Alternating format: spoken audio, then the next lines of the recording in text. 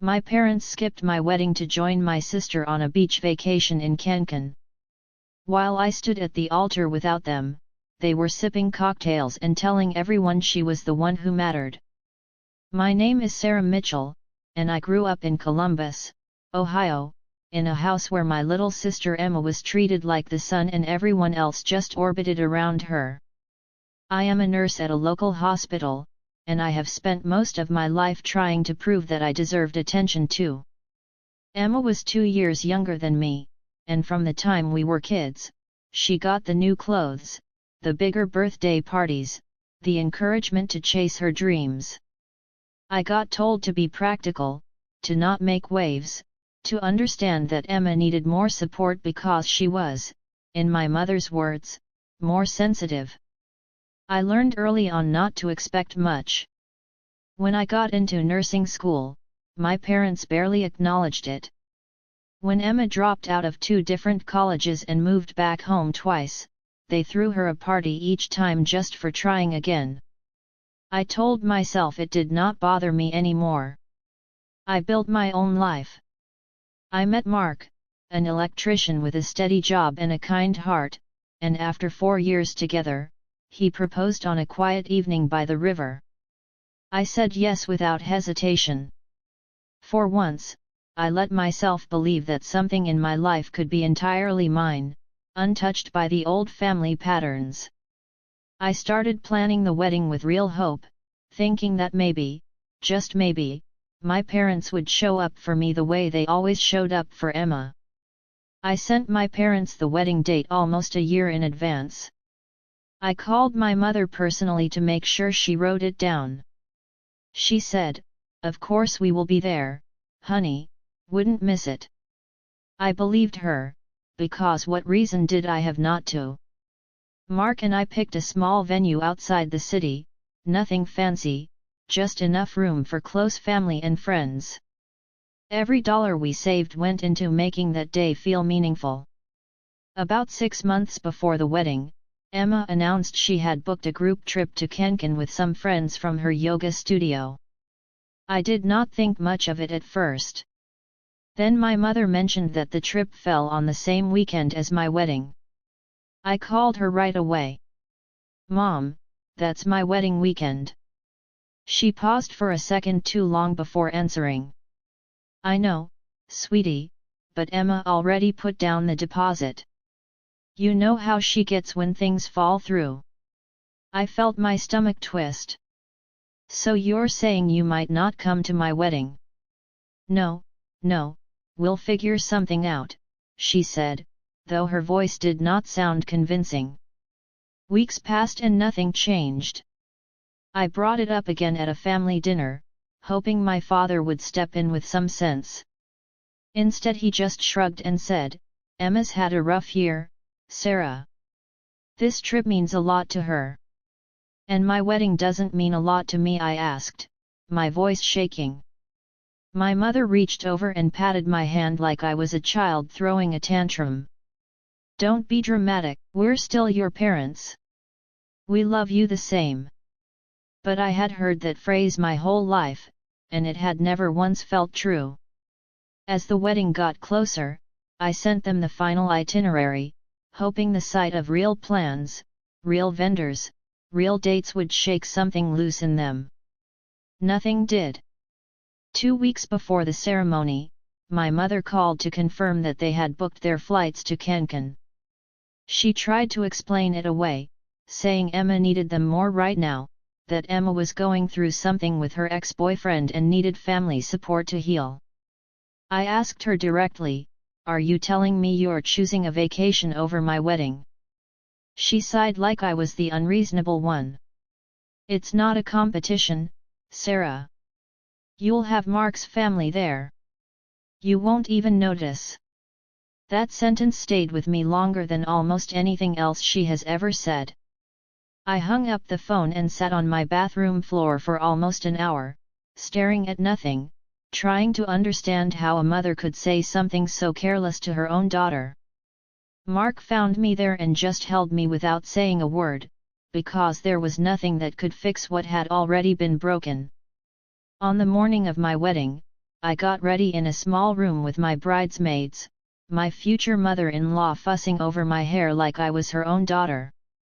My phone buzzed with a text from my mother.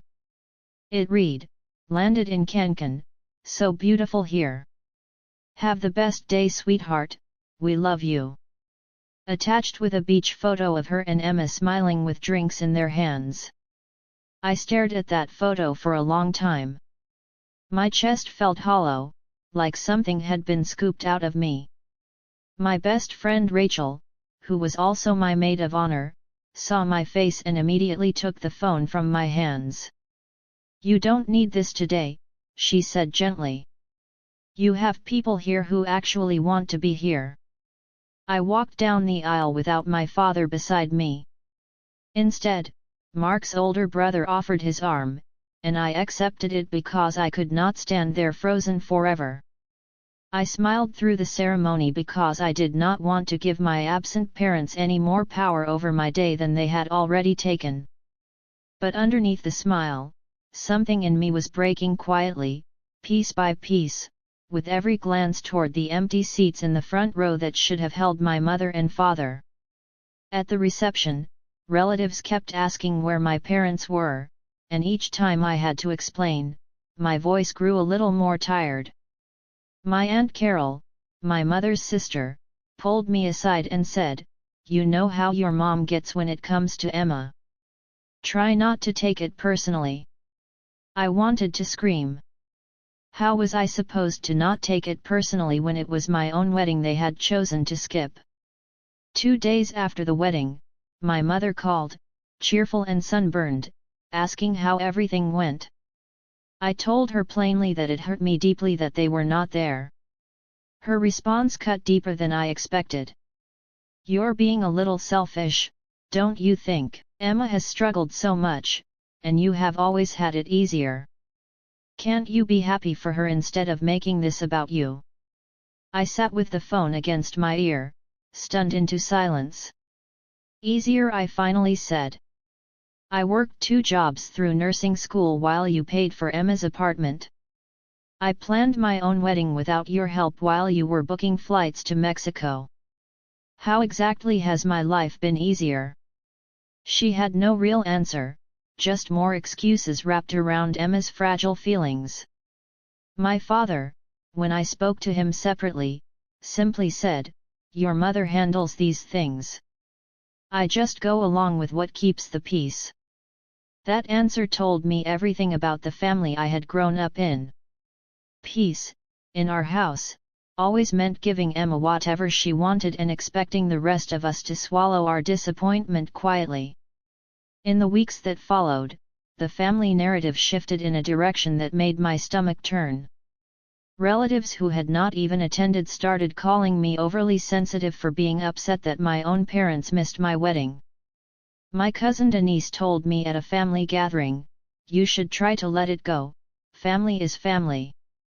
My grandmother, usually the voice of reason, told me that Emma had been through a difficult breakup and needed the trip for her mental health, as if my wedding day held less weight than my sister's vacation itinerary.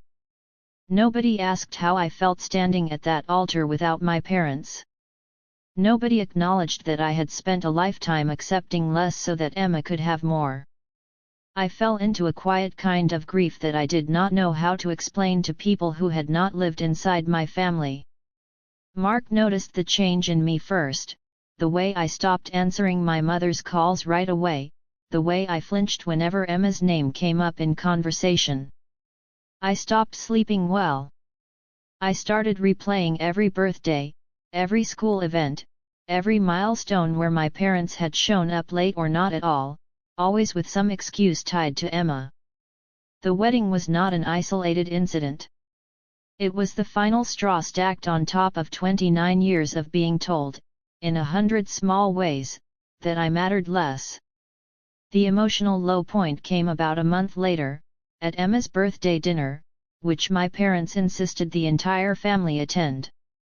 I sat at that table, watching my mother toast to Emma with tears in her eyes, saying how proud she was of her daughter for pushing through hard times. Nobody had cried proud tears for me in years.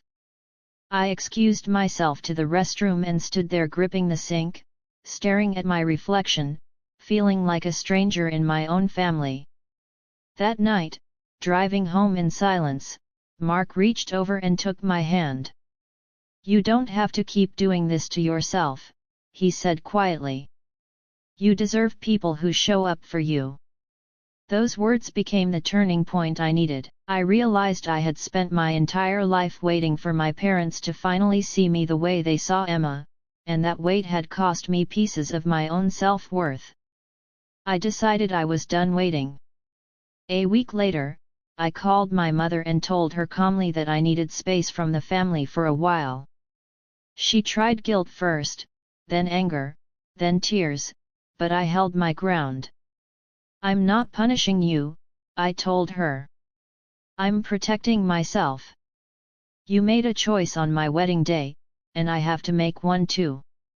I stepped back from group texts, from mandatory family dinners, from the constant comparisons that had shaped my entire childhood. It was not easy. There were nights I cried missing the idea of a mother who showed up, even if the reality never matched that idea. But slowly, I started building a different kind of family, one made of Mark, of Rachel, of his parents who treated me like their own daughter from the very first meeting. I focused on my work at the hospital, on the home Mark and I were building together, on the version of my life that did not depend on anyone else's approval to feel complete. Almost a year after the wedding, my mother finally reached out with something close to an apology. She admitted, in her own limited way, that missing my wedding had been a mistake, though she still could not fully separate her guilt from her defense of Emma. I listened, and I appreciated the effort, but I also understood that some damage does not simply undo itself with a single phone call. I told her I was open to slowly rebuilding a relationship, but on different terms this time, terms where I was not required to shrink myself so someone else could shine. These days, my relationship with my parents is careful and distant, built on boundaries I never had the courage to set before. Emma and I barely speak, not out of hatred, but because the space between us was built over years of favoritism that neither of us fully created. What I gained instead was clarity. I stopped chasing a version of love that only showed up when it was convenient. My wedding day taught me something I wish I had learned years earlier, that the people who truly love you will rearrange their entire world to stand beside you, and the ones who do not were never really choosing you at all. I did not need my parents in that front row to make my marriage real. I needed to finally choose myself, and on that quiet, imperfect day, surrounded by people who actually showed up, I finally did.